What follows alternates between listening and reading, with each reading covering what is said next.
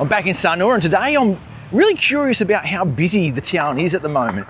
And the reason I say that is because when I was running out this morning around the beachfront path, I just felt it was really quiet compared to what I had expected over this Christmas New Year period. And it sort of ties in neatly with what a lot of locals have been saying, Bali sippy, Bali is quiet. And I'm just wondering whether that really is true or not. And I just sort of want to get a feel on the ground along the main street of Sanur about what the situation is here in Bali right now. When this Bali sippy thing started kicking off just before Christmas, I sort of thought, you can't really sort of judge how busy or quiet Bali is just before Christmas, because a lot of people do pause their trips until after Christmas, after the New Year period. And I thought, you know, it's often quite quiet just before Christmas, even though ordinarily there might be a slight uplift. But people had detected something pretty early on here in Bali that I hadn't really felt, and that was that there was, compared to previous years, some sort of downturn. Now, when we get into the new year, I expected a boom of people to come through.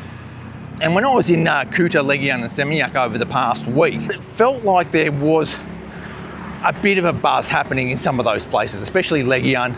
The beach felt like there was a bit of a buzz, not packed, but it wasn't dead. But now that we're sort of right into January now and people really should be on their holidays right now, I'm seeing a distinct lack of families about the place, really. Not as many as I had expected. I'm currently walking along outside the Hyatt at the moment, and you can see the footpath at the moment is looking pretty good. Like really, really amazing actually. It's come up so well, and we sort of knew that from the very start. I remember one of the first videos I made on the footpath is that, you know what, we're really going to appreciate this when it's done, but in the meantime we're going to suffer a bit, and that's sort of what happened over the past 6 months. But now that it's been completed, just brilliant. We also have new light fittings. Look at those. They've got those sort of downward facing lights so they don't cause you know, those downward facing lights that don't cause light pollution into the sky. They look pretty good. I haven't seen them at night, so I wouldn't even know how they actually work or whether they're that good or not, but they look all right. Over there, they're in those pits and in the drains as well. I don't know what they're doing. They seem to have some sort of high pressure hose, like a really high pressure one. Are they, you know, digging out the drains with a high pressure hose? I'm not sure, but they're doing something. So the works, you know, on the surface are all sort of complete. They're just doing a bit of, you know, tidying up here and there. I might actually just pop into Tarkisa and just get a bit of a snack.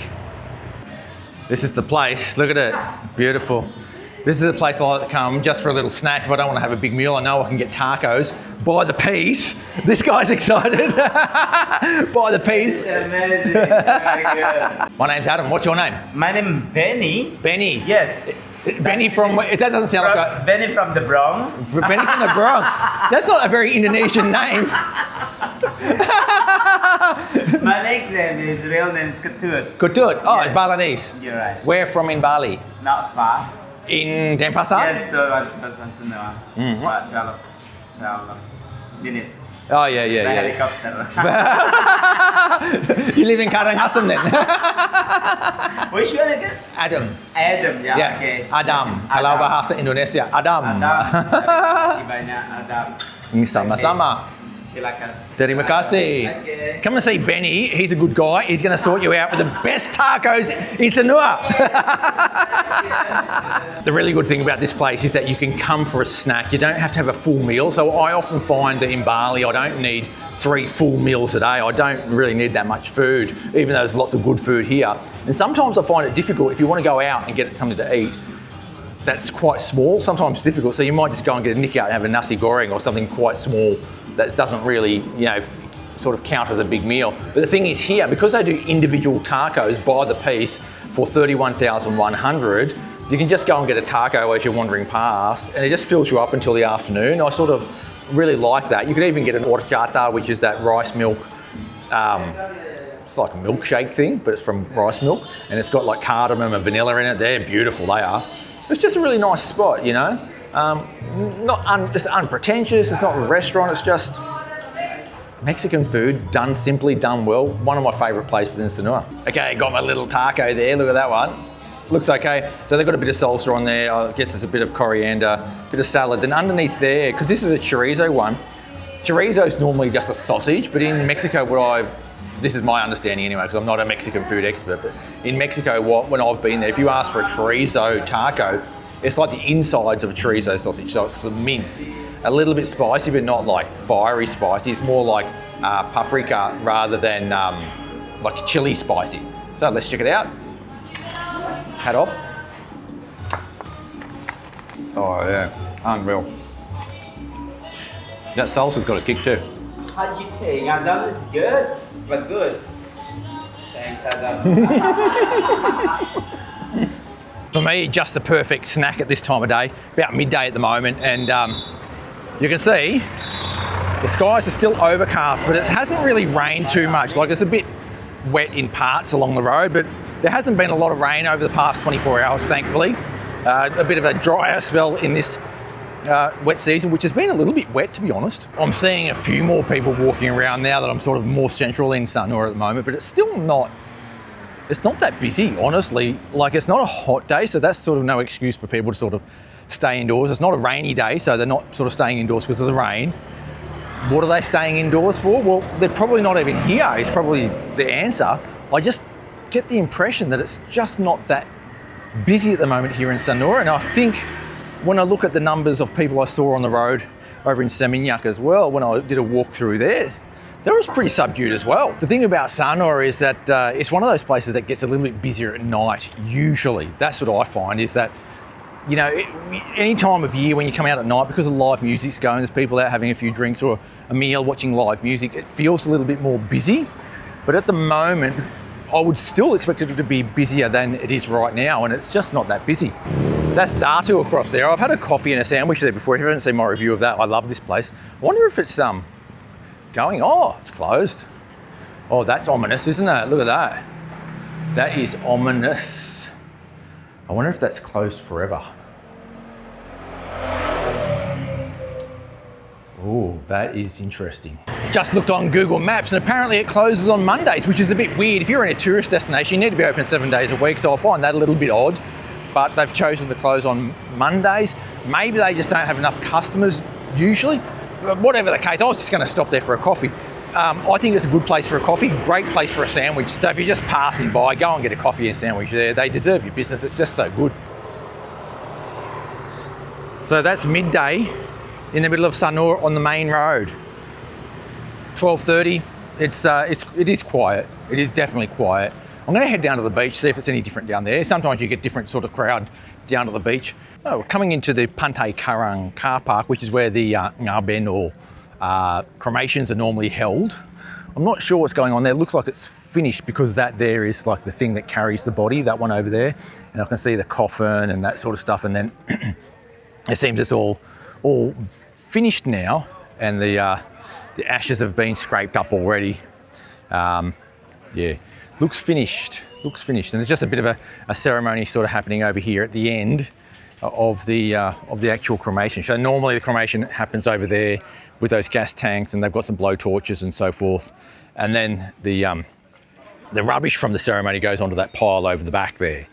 Yeah, that will probably get burnt later as a different process, but that's the actual sort of collection of the ashes and that sort of thing there. Very interesting, that whole process. I mean, that happens a lot here in Sanur. So if you're staying in Sanur for a week, if you walk up and down this path often enough, you'll probably see something going on there. You might not see the actual cremation because you might not be there at the right time, but you'll see something going on. You know, I might ask these guys what's happening. Pak, ini baru selesai ngabennya? Belum. Oh, kapan mau mulai yang upacaranya? Sebentar. Udah dibakar, tapi abunya Itu lagi dibikin. Dan langsung ke laut. Ya. Oh, sekarang. Ya. Sebentar. Ya. Oh. Nah. Pendetanya belum datang. Siapa? Pendetanya belum. Oh, pendeta. Ya, oke. Inggrisnya pendeta. Price. Bahasa Inggris pendeta itu priest. Ya. Price itu harga. Itu Balian. Balian. Kalau Judas Price. Judas. Konten tuan, konten. Konten, bikin konten Pak, bikin konten. Nggak apa-apa ya Pak. Ini dari mana?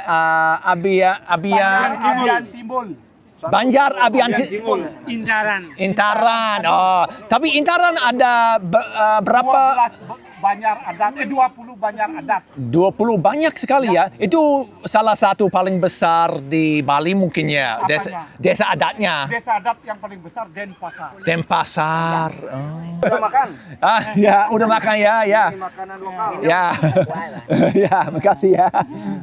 I've just actually sat down with these guys and they've invited me for a bit of food and a bit of drink down here at the beach. This is the location.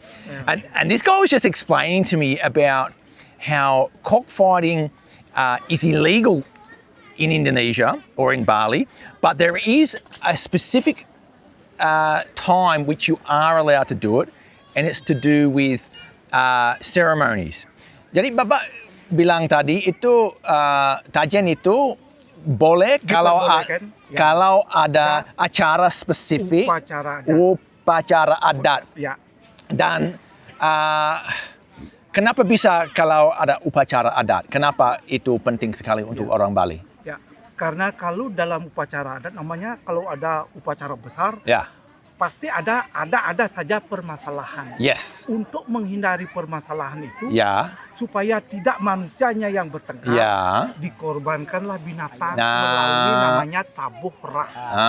Tabuh Rah. Ya, binatang itulah yang dikorbankan Ya. supaya manusia itu tidak berperang. Itu selalu harus ayam atau bisa babi atau harus ayam? Harus ayam. Namanya Tabuh Rah, berarti ayam. Oh, Tabuh Rah itu bahasa Bali untuk Selain ya.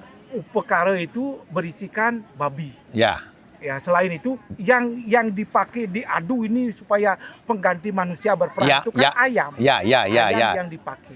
Dan waktu itu orang boleh judi waktu itu atau tidak? Boleh.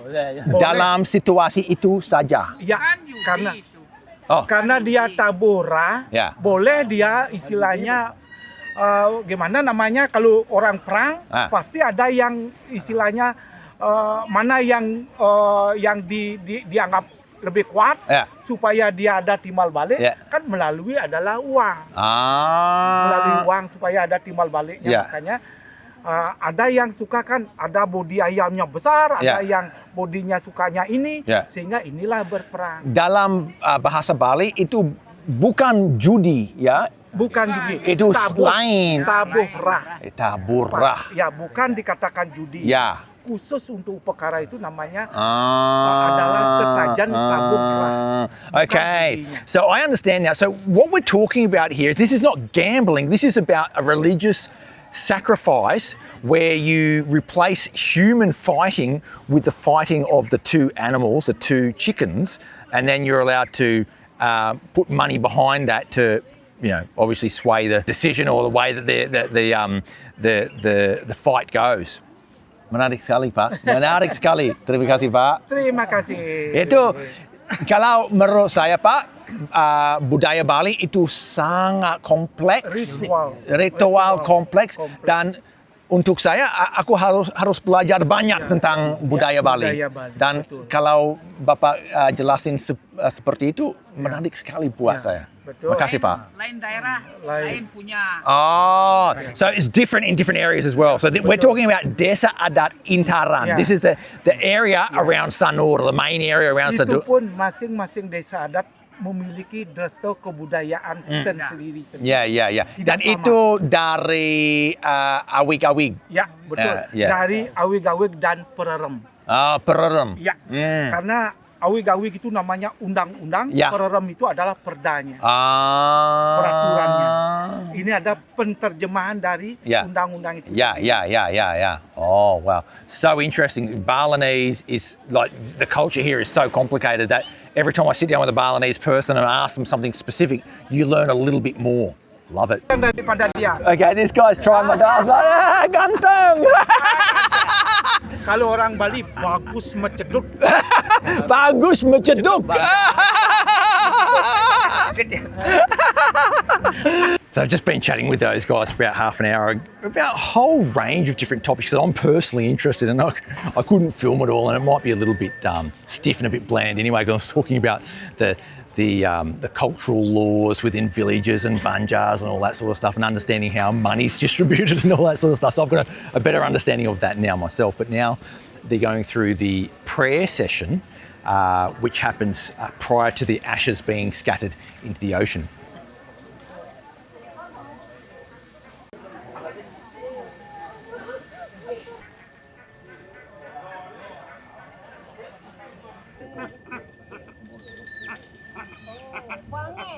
So it's time to burn a bit of the rubbish from that ceremony now, and you can see over there all the boxes and the frame of the thing that they carry the coffin in, and everything gets burnt.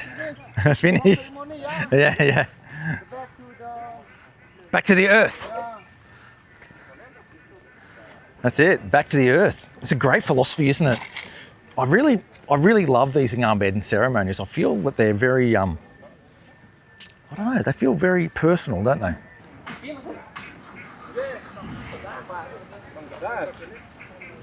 And before they take the ashes to the ocean, they basically pray over the ashes and go around in a few circles where the body was actually cremated. And then they take the ashes into the ocean. As we were sitting around waiting for some of these activities to take place, and a lot of these ceremonies do take a long time. They're a long process.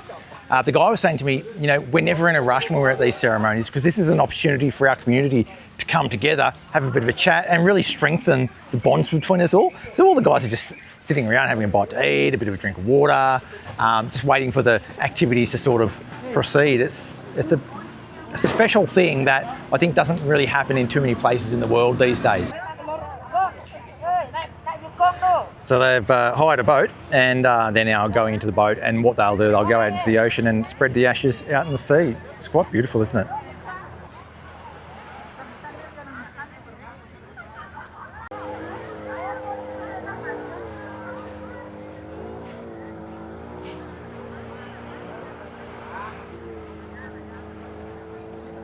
Pak, pamit dulu Pak. Ya. Terima kasih Terima sama-sama. kasih Pak. Ya.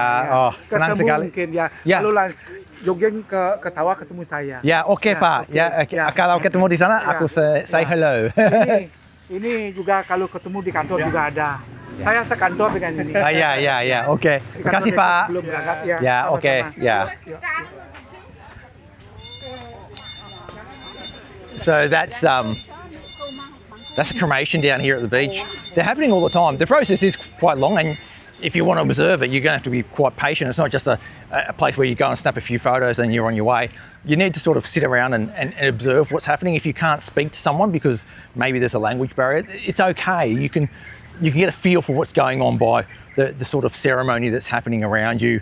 You can see the sort of stages that it goes through, and it's pretty interesting. It's a cultural highlight, I reckon, here in Sanur. As the afternoon continues on, I'm feeling like in this area of the beachfront path, it's actually a little bit busier than it was on that main street. Like, for sure, it's a little bit busier, a lot more visitors down here. You know, starting their long afternoon, maybe having a bite to eat, a couple of drinks, and enjoying the cool air. Well, cool-ish. There's a bit of a breeze happening right now, coming onshore and blowing straight off the water, not a lot of sun. It's quite pleasant to sit out right now. It's actually one of the good things about the wet season. I mean, there's a lot of negativity around the wet season because it rains a lot. But if you get these days like this, where it hasn't rained, or it hasn't rained much, or it maybe rained in the morning, and you can come out and come down to the beach, it's really pleasant. Like, it's not overly hot. It's bad in the wet season if you have a sunny day. If you have a sunny day in the wet season, then it can get really hot and steamy, especially if it rained in the morning. It starts to boil off all that wet ground and the wet earth, and then it can get really humid and hot. So I'm just north of Pantai Karang, which is where that ceremony was, that Ngarben was, and you can see here a new hotel opening soon, El Hotels. That's been undergoing construction now for quite a long time, and I'm not seeing a lot of stuff happening behind there, but I guess something is going on. This is sort of a little bit of a dead zone normally, so having a new hotel there is going to be quite nice, and hopefully maybe some eateries out the front of it. Just going back to the Ngarben for a little while, there's a few things there I want to sort of clarify. When I was talking to the guys about the cockfighting, I was getting confused about the word gambling, yeah? And I think it's really important to make the distinction that when the guy was talking about the ceremonial cockfighting that goes on, they don't gamble there. They would not call it gambling because it's a Balinese ceremonial religious thing. So they wouldn't be breaking any laws. I'm not sure if I really clarified that in the video, but I understood it to be that, and that's what the guy was explaining. So I want to make that point because I don't want to accuse anyone of gambling. They weren't talking about that. They were talking about the religious side of cockfighting. That's what I was interested in anyway. The other point was that the main guy that I was speaking to there, he is the Kalian of Banjar Abian Timbul, yeah? And the Kalian, he is the leader basically of the Banjar, the guy that sort of organised all the ceremonial things, and he gets the money distributed to him for different projects, or if they want to have a new building built in the Banjar, he'll put a request into the central government to get funds distributed so they can go and build something. So that guy sort of is a sort of a mover and shaker in the Banjar, and the Banjar sits underneath the Desa Adat, and under the Desa Adat in Taran there's about 20 Banjar. Interestingly, about the word Abian Timbul, it means something to, in Balinese, it means something like a garden is rising up or appearing or something along those lines. That's what they explained to me anyway. Yeah, it's feeling a lot more lively as I move up here. It's not like bustling, but there feels to be a bit of activity, you know. It feels good, feels like there are a few people around. It doesn't feel quiet. I mean, I guess it doesn't really feel that busy either, but you know, it's not quiet. It's a nice sort of middle ground, I think, right at the moment. This is a view on the classy beach at Tanjung Sari, and then the bar area and restaurant area is just there. Just beautiful, beautiful grounds on the Tanjung Sari, isn't it? Coming up to that new Sundari Beach Club now, and I'm curious to see if there's anything really going on here. It's an interesting concept. I know that when I put a video up about it not so long ago, people weren't too positive on it. It doesn't seem to be busy at the moment. I can see one table there that's being filled, or one bed. That's about it, I think. Oh, and there's a few people inside as well. Not many at all. One of the things I've learned over time about here in Sanur is that depending on which time of day you come down to a certain spot, that will give you a different perception of how busy a place is. So when I go to a place in the morning and I go past there every morning and it's just never anyone there or it's quiet, you sort of get the impression, oh, this is a dead place. But then you go there at night and it's really busy. And different places, depending on where they are, will be busy at different times of day. And I know at night time, a lot of these places are very, very lively. Just walking past the Discovery Mall and it's absolutely packed. Like there are thousands of people in there. That maybe explains why the rest of the place is quiet, because a lot of people are there. And I guess that's one of the fears that I had always when that place started up, is not that people will go there, it's that they might not go somewhere else because of it. You know, it sort of might suck people out of the main street or along this beachfront path. People going there because it's easy, there's air conditioning, and I understand it, but it's not really what I want when I come to Sanur. And I know a lot of people watching this is going to say, yeah, they do go there. But the thing is, that is what people want. I mean, the numbers in that place really signal that, don't they? If people are going there, it's probably what they want. And maybe attitudes are changing to what people want. People might want something a little bit more modern, a bit more Western style, perhaps. Looking pretty busy up here as well. That's Seoul on the beach. That's real busy, Seoul on the beach. Like really busy. That's good to see as well. Something that's sort of outside the mall, that's got a bit of, you know, a few customers there. I think it's feeling actually, as I get further north towards Pantai Sindhu, that there are more people around here anyway. That's just what it feels like. I think traditionally that's a busier end of the beach as well. And maybe that's what I'm feeling as I go further north. But still, it's a little bit strange that down in the south there was hardly anyone. I'm just going to go off the beach now, up this road here, which is Jalan Pantai Sindhu. Just get off the beach for a little bit and see what the main road's like. Just stopped in at Bulls for a coffee. I love the coffee here at Bulls. I actually got myself a choco banana Danish of some sort, which I wasn't going to do, but then I saw it and I thought, you know what, that heated up would be quite nice. So that's what they're doing for me now as well. Look at that one. And I wish that the camera could really convey how that smells. It's just like, you know, that hot butter pastry smell? That's what it smells like, with a bit of banana and chocolate in there. Beautiful. Actually a really big pastry too.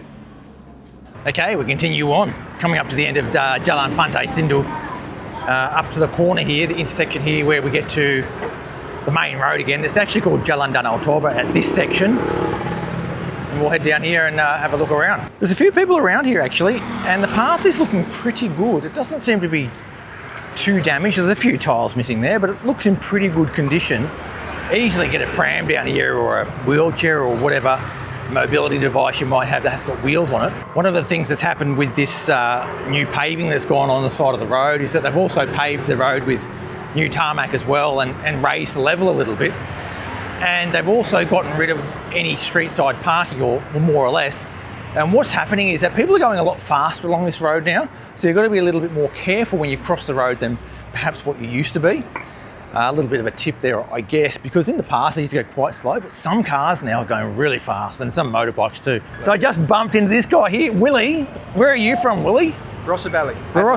And how long have you been in Sanur for? 1 year. 1 year. And are you loving it? Yes. Why did you come here? We've been travelling here since '92. Yeah. And was there sort of a point in time where you said, I'd love to spend extra time there? We normally come and do 1 month and 2 months a year. Yeah. Every year. Yeah. But last week, because we both haven't worked, we're both retired. Yeah. We're both retired. Yeah. So last year I just said, if you want to do it, get it over and done with. When we were here in November, that's when we found that unit in November. And so, because I think what you're doing is a very similar thing to what a lot of people either want to do or have done, and there's people there with maybe a bit of hesitation. What would you say to them? Oh, do the year. Yeah. Have a crack at the year. So do it while you can. Yeah. Give a year a go. If you don't like it, go back to your old life. Yeah. If you love it, you might. There's quite a few down there, even now doing 2 months. 2 months. Yeah. 2 months and 4 months. That's a good idea. Yeah, I've come across people doing 4 months at a time. They'll do 4 months on and go back home and that sort of thing. Yeah. Well, that's great, Willie. Thank you very much for having a chat. Thank you. G'day, mate. This is probably the most mangklak of Project Mangklak that you've ever seen. There's this Magnum residence thing next to the icon wall. Look at that thing. That is what we call a stalled project. It's ridiculous, isn't it? Because it's become an eyesore now. You know, it's okay if they just leave the land vacant for a while, but then when you do half a building that's half busted up and then you just leave it, I mean, it's a bit ugly, isn't it? Like, someone should be forced to probably either tear it down or complete it, not just leave it there and make it an eyesore for the whole community. But I still love that. I mean, you probably know, I love the words Project Mangklak. And you can really sort of like get stuck into it too. Like if you really want to like say it really, really like viciously or with a lot of expression, you just rip it one and you just go Project Mangklak like that, you know. And you can say that with a bit of expression in the conversation in Indonesian, and it gives a lot of heart to the way you say it. A lot of Indonesians will speak like that, especially in Bali when people are having a joke or getting excited. They will say those things with a little bit more heart and expression. The interesting thing about saying things with that heart and expression in Indonesian is if you get excited and you start talking like that, you're either being angry, like you're getting angry, or you're having a good joke around with people. And if you don't really know the language so well yet and you hear someone talking like that, you could mistake someone that's having a joke for maybe being a little bit angry, but they're not. It's just a way that a lot of Indonesians will express themselves when they're really going for it, you know. One of the viewers of the channel, Scott from Scotland, he thinks I sound like a Japanese general when I say some of the words that I say in Indonesian. And that's exactly what happens when you get excited when you're talking in Indonesian. You can sound a bit like a Japanese general. Mangklak! I'm now back at the road which leads down to Pantai Karang, which is incidentally called Jalan Pantai Karang. So I've done a full loop right down to Pantai Karang, up north to Pantai Sindhu, walked around, had a chat with a bunch of people. It's been a great day out actually. I'm still not sure whether I'm any closer to figuring out whether it's quieter now or busier now than it normally is. But one thing's for sure is the people that are here, they're really enjoying themselves. I've had a chat with a great bunch of people today. Some people I didn't even have a chance to put on camera because I was out there walking around having a chat to just about everyone that I came across. Look, I'd like to thank the members who have joined up recently. I really appreciate your support. It helps to make videos like this. And thanks for coming along for the ride today. Make sure you hit that subscribe button to keep up to date with all things Sanur and the rest of Indonesia. I'll catch you next time, and sampai jumpa.